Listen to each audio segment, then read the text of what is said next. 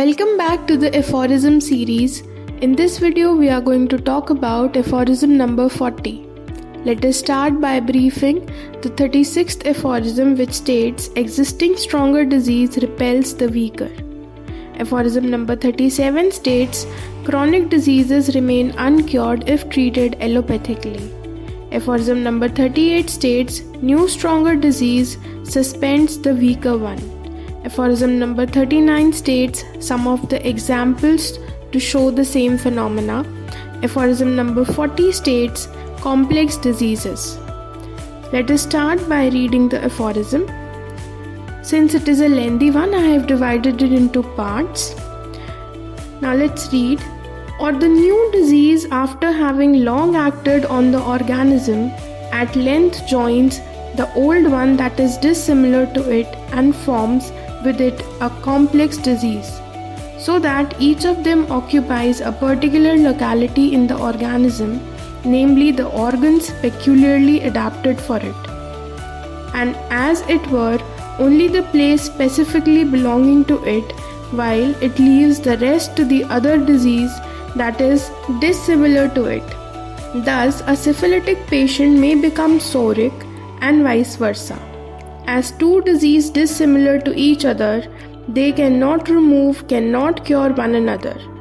At first, the venereal symptoms are kept in abeyance and suspended when the psoric eruption begins to appear in course of time. However, as the syphilis is at least as strong as the psora, the two join together, that is, each involves those parts of the organism only which are most adapted for it, and the patient is thereby rendered more diseased and more difficult to cure. Doctor Hahnemann ने 36th aphorism में कहा कि वो 3 cases के through हमें ये समझाएंगे कि लॉ ऑफ डिसिमिलर कैसे काम करता है। हमने पहला केस देखा जहाँ पे जो एग्जिस्टिंग डिजीज़ थी वो स्ट्रॉन्गर थी then the new disease.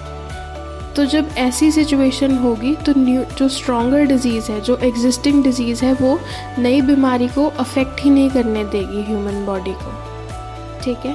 Second case उन्होंने कहा, सपोज़ कीजिए कि जो एग्जिस्टिंग डिजीज़ है वो वीकर है और जो नई आर्टिफिशियल डिजीज़ है, डिसिमिलर डिजीज़ है, वो स्ट्रॉन्गर है। उस केस में क्या होगा? उस केस में पहले वो उसे सस्पेंड कर देगी। The new disease will suspend the existing one. पहले न्यू डिजीज़ अपना कोर्स कंप्लीट करेगी, उसके बाद जो एग्जिस्टिंग डिजीज़ है वो अपना कोर्स रिज्यूम करेगी। इस एफोरिज्म में डॉक्टर हेनेमन थर्ड केस समझा रहे हैं, जहां वो बोल रहे हैं कि मान लीजिए जो न्यू डिजीज़ है वो लॉन्ग एक्टिंग है। ठीक है, तो ऐसा हो सकता है कि एक पीरियड ऑफ टाइम के बाद ये long acting new disease old disease के साथ मर्ज कर जाए, जॉइन कर जाए और एक न्यू डिजीज़, एक नई कॉम्प्लेक्स डिजीज़ फॉर्म कर दे। ऐसी सिचुएशन में क्या होगा कि जो डिज़ीज़ जिस पर्टिकुलर एरिया, जिस पर्टिकुलर ऑर्गन को अफेक्ट ज़्यादा कर सकती है, वो उस ऑर्गन को अडाप्ट कर लेगी। डॉक्टर हेनेमन ने होम्योपैथी के बेसिक्स बहुत स्ट्रॉन्ग रखे हैं और शुरू से ही समझाया है कि जो ऑर्गेनिज्म है, जब उसे कोई वो डिज़ीज़ से अफेक्टेड होता है तो वो एज अ होल अफेक्ट होता है, किसी पर्टिकुलर ऑर्गन या टिश्यू को अफेक्ट नहीं करती वो डिज़ीज़। हाँ, पर लेकिन इस एफोरिज्म में डॉक्टर हेनेमन ये बता रहे हैं कि ये जो लोकेलिटी है ऑर्गेनिज्म की, वहाँ से हमें पता चलता है कि कौन सा ऑर्गन ज़्यादा अफेक्टेड है। और ऐसी सिचुएशन में जहाँ दो डिसिमिलर डिजीज़ेस मिलके एक कॉम्प्लेक्स डिजीज़ फॉर्म करती है, तो वहाँ ऐसा भी पॉसिबल है कि सिफिलिटिक पेशेंट सोरिक बन जाए या सोरिक पेशेंट सिफिलिटिक बन जाए। और क्योंकि दोनों डिजीज़ डिसिमिलर हैं एक दूसरे से, तो ना तो ये एक दूसरे को हटा सकती हैं और ना ही क्योर कर सकती हैं। डॉक्टर हेनेमन ने यहाँ पे वेनेरियल सिम्टम्स और सोरिक इरप्शंस का एग्जाम्पल दिया है। वेनेरियल सिम्टम्स यानी कि एसटीडीज़, जो एसटीडी डिजीज़ेज़ होते हैं, सेक्शुअली ट्रांसमिटेड डिजीज़ेज़।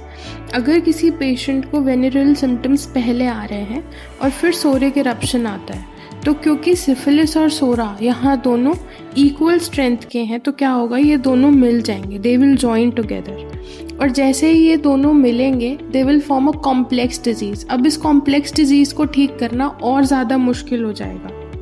क्यों?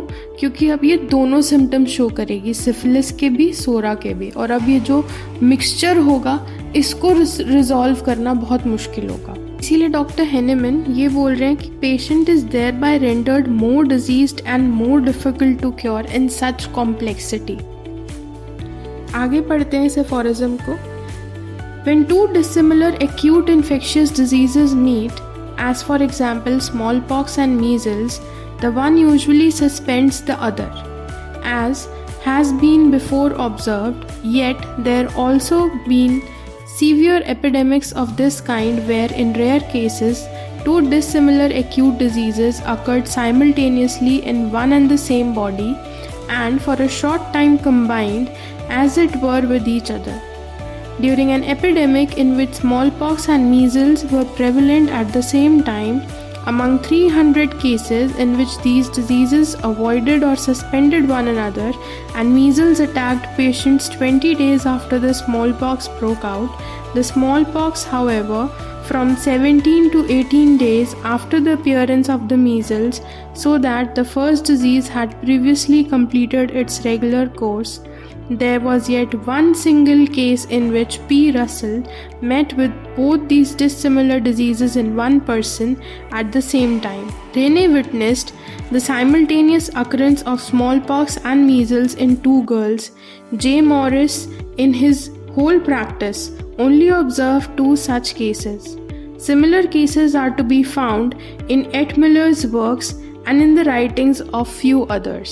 अभी तो हमने क्रॉनिक डिजीजेस के बारे में पढ़ा, जहाँ पे हमने पढ़ा कि एसटीडी और सोरिक इरप्शंस हो जाएं एक साथ तो क्या सिचुएशन हो सकती है, कैसे कॉम्प्लेक्सिटी हो सकती है। अब यहाँ डॉक्टर हेनेमन बता रहे हैं कि अगर कोई दो एक्यूट इन्फेक्शियस डिजीजेस मिलती हैं तो क्या होता है। जैसे एग्जाम्पल लेते हैं स्मॉल पॉक्स और मीजल्स का, तो जनरली क्या होगा कि ये एक दूसरे को सस्पेंड कर देंगी, they will suspend one another. Aphorism number 38 में हम ये पढ़ चुके हैं कि अगर स्मॉल पॉक्स और मीजल्स एक साथ प्रेवलेंट हो जाएं एक ही टाइम पे तो क्या हो सकता है। पहले एक अपना कोर्स कंप्लीट करेगा, उसके बाद दूसरा अपना कोर्स कंप्लीट करेगा। जो स्ट्रॉन्गर होगा वो वीकर को सस्पेंड कर देगा, पहले अपना कोर्स रन करेगा, उसके बाद जो वीकर अफेक्शन होगी वो अपना कोर्स रन करेगी। पर ऐसा नहीं है कि ये हर केस में सिमिलर चले। कुछ एपिडेमिक केसेस ऐसे भी आए जिनमें इन दोनों ने मिलके एक कॉम्प्लेक्स डिजीज़ भी बनाई। हमने ये पढ़ा कि स्ट्रॉन्गर डिजीज़ वीकर डिजीज़ को सस्पेंड कर देती है for some period of time till जो स्ट्रॉन्गर अफेक्शन है वो अपना कोर्स रन नहीं कर लेती और उसके बाद जो वीकर अफेक्शन है वो रीअपियर हो जाती है।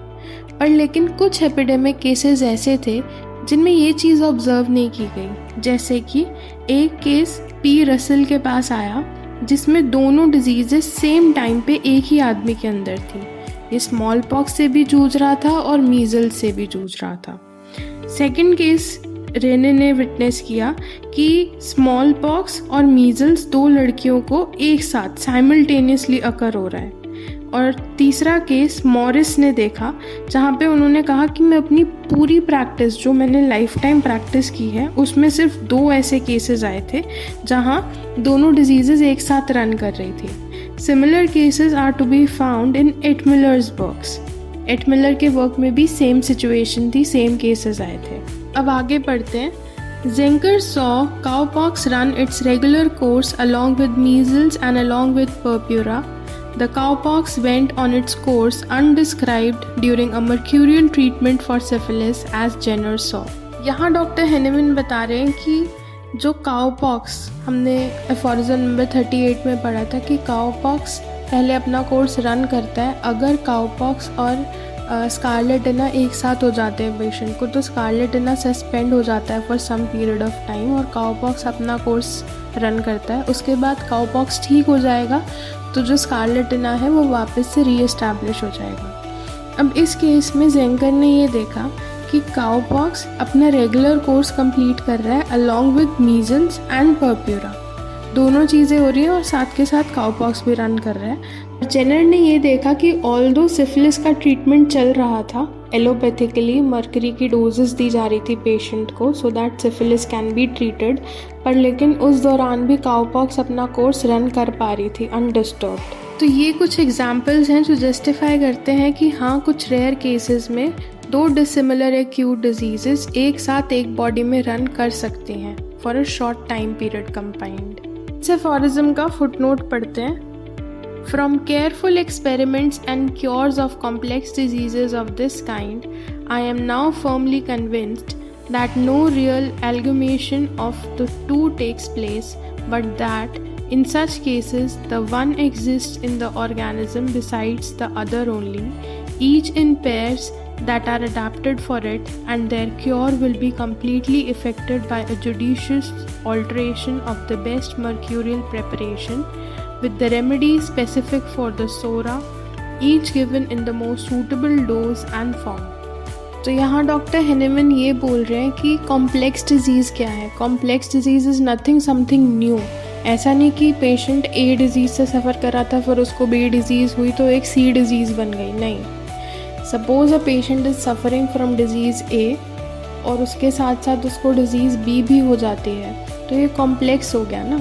First disease was not resolve और सेकेंड डिज़ीज़ ने उसे अटैक कर लिया, तो दोनों क्योंकि डिसिमिलर है नेचर में, तो वो कॉम्प्लेक्सिटी फॉर्म कर देती हैं. तो वही डॉक्टर हेनेमन यहाँ बता रहे हैं कि कॉम्प्लेक्स डिज़ीज़ कोई नई एंटिटी नहीं है. Complex disease is basically two disease running in the same patient which are dissimilar.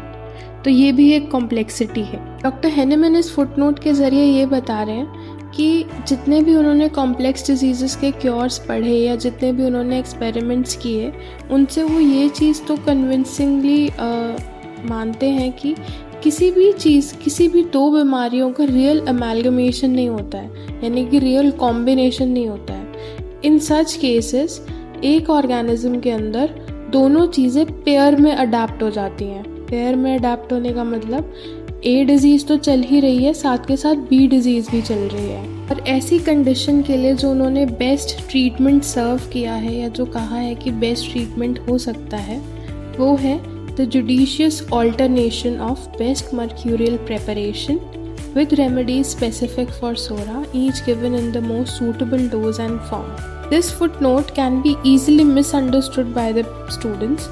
क्यों ऐसा? क्योंकि यहाँ पे डॉक्टर हेनेमन ने बोला कि दो मेडिसिन ऑल्टरनेशन में चल सकती हैं.